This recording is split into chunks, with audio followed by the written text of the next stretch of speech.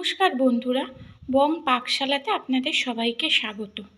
আজকে আমি যে রেসিপিটা দেখাবো সেটা আপনারা বিয়েবাড়িতে ছেঁচড়া নামে জেনে থাকেন বা পঞ্চরত্ন নামে জেনে থাকেন।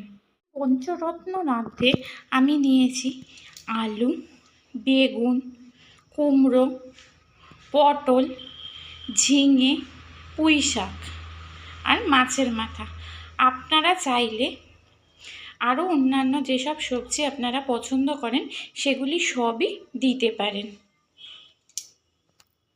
মাছগুলিকে আমি আগে থেকে নুন হলুদ মাখিয়ে রেখে দিয়েছি, মাছের মাথাগুলিকে, এবং কড়াইয়ে তেল গরম হতে দিয়েছি। দেখুন বন্ধুরা, কড়াইয়ের তেল গরম হয়ে গেছে।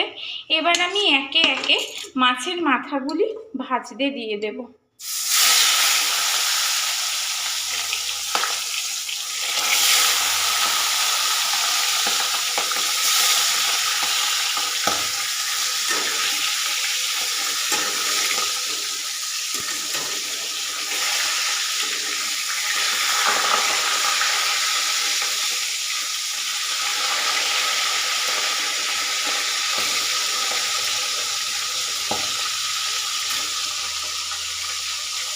মাছের মাথাগুলি আমি কড়া করে ভাজবো। মাছের মাথা যদি কড়া করে না ভাজি, হালকা ভাজি, তাহলে হয়তো তরকারি দিয়ে আঁশটে গন্ধ বেরোতে পারে, তাতে তরকারির স্বাদ ভালো হবে না। আমি লাল লাল করে কড়া করে মাছের মাথাগুলি ভেজে নিয়েছি। এবার মাছের মাথাগুলি আমি একটি পাত্রে তুলে নেব।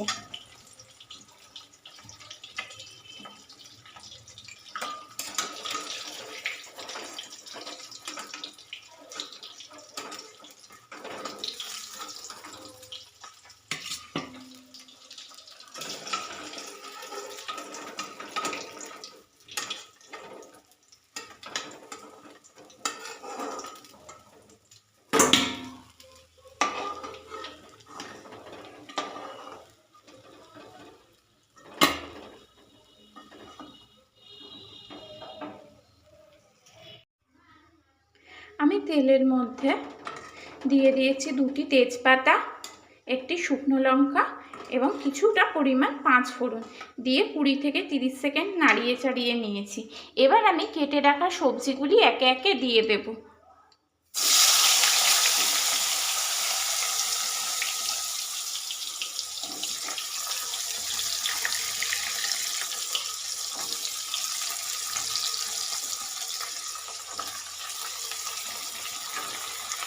এই রান্নায় আমি আলাদা করে জল ব্যবহার করব না। চাপা দিয়ে সবজি সেদ্ধ হতে দেব, দিয়ে সবজি থেকে যে পরিমাণ জল বেরোবে সেইটা দিয়ে রান্নাটা করব। আলাদা করে জল ব্যবহার করলে ছেঁচড়াতে তার স্বাদটা ভালো হয় না। এবার আমি সবজিগুলি একে একে নাড়িয়ে নেব।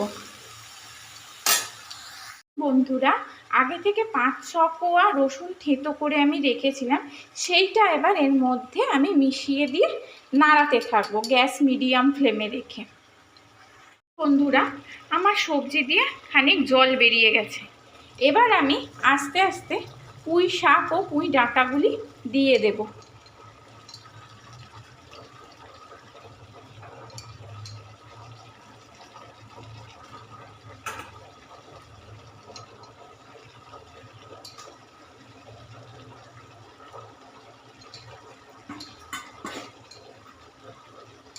দিয়ে এটা নাড়িয়ে চাড়িয়ে নেব। এবার আমি এর মধ্যে স্বাদ মতো লবণ এবং স্বাদ মতো চিনি অ্যাড করব।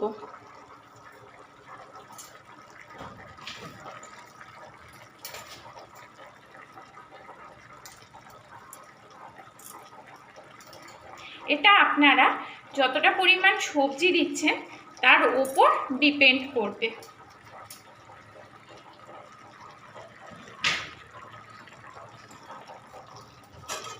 এবার এটা নাড়িয়ে চাড়িয়ে মিশিয়ে নেব। এর মধ্যে এবার আগে থেকে ভেজে রাখা মাছের মাথাগুলো ছোট ছোট টুকরো করে ভেঙে আমি অ্যাড করে দেব।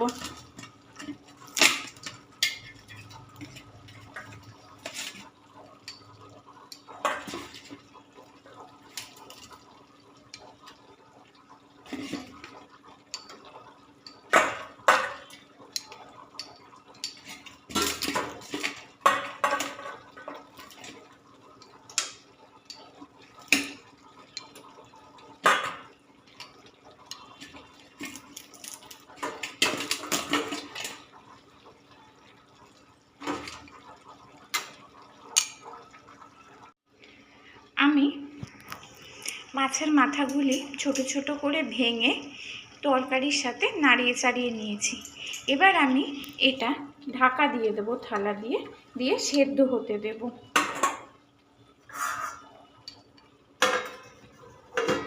গ্যাস আমি মিডিয়াম ফ্লেমে রেখেছি।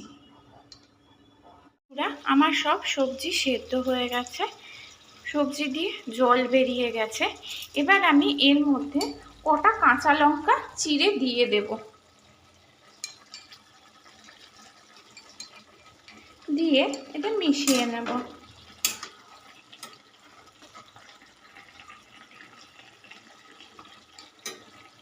দিয়ে আপনারা যে জলটা দেখতে পাচ্ছেন, এই জলটা একদম টানিয়ে নেব। টানিয়ে নিয়ে একদম মাখা মাখা করব। ছেঁচড়া বা পঞ্চরত্ন রেডি হয়ে গেছে। এটা আপনারা গরম গরম ভাতের সাথে সার্ভ করতে পারেন, খেতে খুবই সুন্দর লাগবে। তবে আপনারাও বানিয়ে সহজ পদ্ধতিতে খেয়ে দেখবেন, কেমন লাগলো কমেন্ট বক্সে অবশ্যই কমেন্ট করে জানাবেন।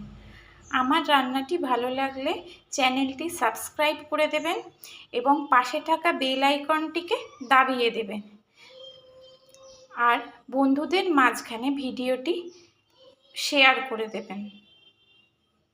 আজকে এ পর্যন্তই, পরে দেখা হবে অন্য কোনো রেসিপির সাথে।